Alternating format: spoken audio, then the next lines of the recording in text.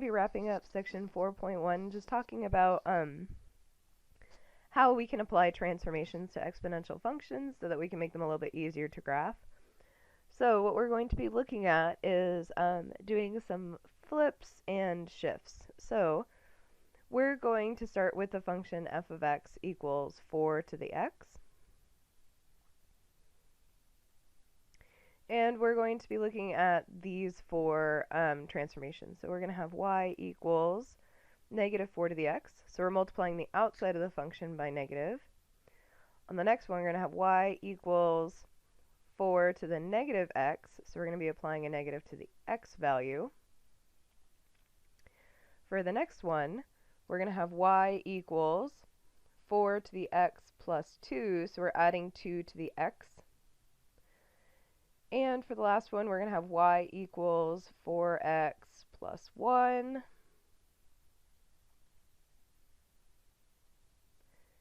And we're adding that to the outside of the function. So let's go ahead and just start by drawing the parent function, which is 4 to the x. So let's see, let's have this go 1, 2, and then let's go down to, oh, let's do these in 4s. So 4, 8, 12, 16. Let's do negative 1 and negative 2.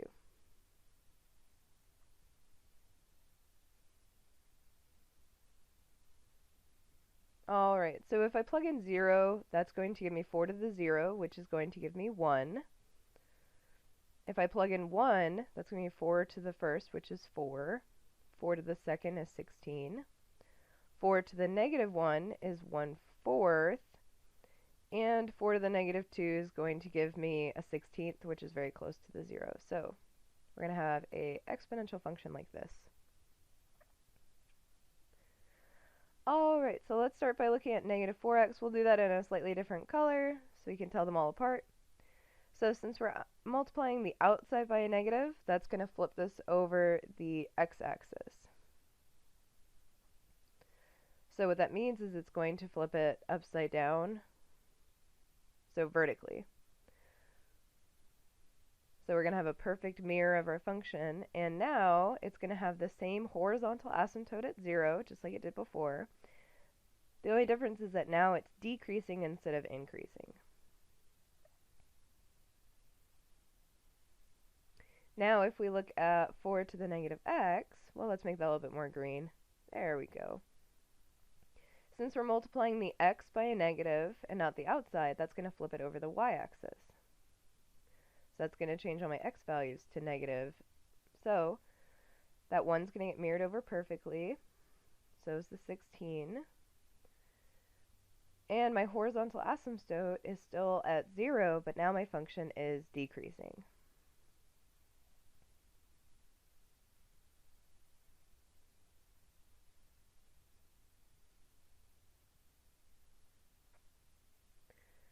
Alright, let's look at the 4 to the x plus 2.